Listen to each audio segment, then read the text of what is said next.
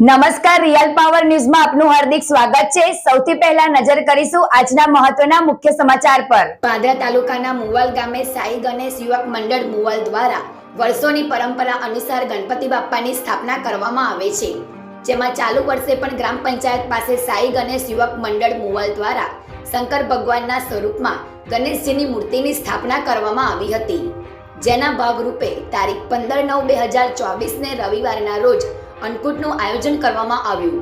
વિવિધ પ્રકારની વાનગીઓ અંકુટમાં ગણપતિ બાપ્પાને ધરાવવામાં આવી હતી અને મુવાલ ગામમાં અનોખી રીતે ગણપતિ બાપ્પાના વિસર્જન વરઘોડાનું આયોજન કરવામાં આવ્યું હતું। સિનોરનું પ્રખ્યાત નેશનલ બેન્ડ સાથે વરઘોડાએ ભારે આકર્ષણ મુવાલ ગામમાં જમાવ્યું હતું। બેન્ડની રમઝટ સાથે ભાવિક ભક્તો ઝૂમી ઉઠ્યા હતા।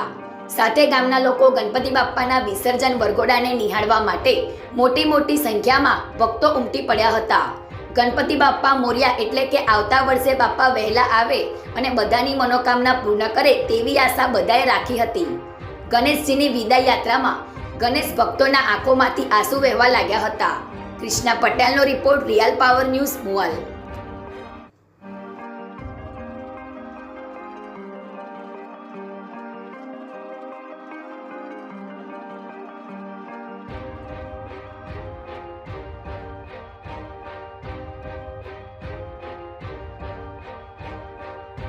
ગણપતિ મહારાજની જે દર વર્ષની જેમ ચાલુ ચાલે જે દાદાની પરંપરા ચાલતી આવી છે, એની અંદર આપણે દાદાના મહોત્સવમાં આગમનમાં દાદાના શંકર ભગવાનના સ્વરૂપે એમનું આગમન કર્યું છે।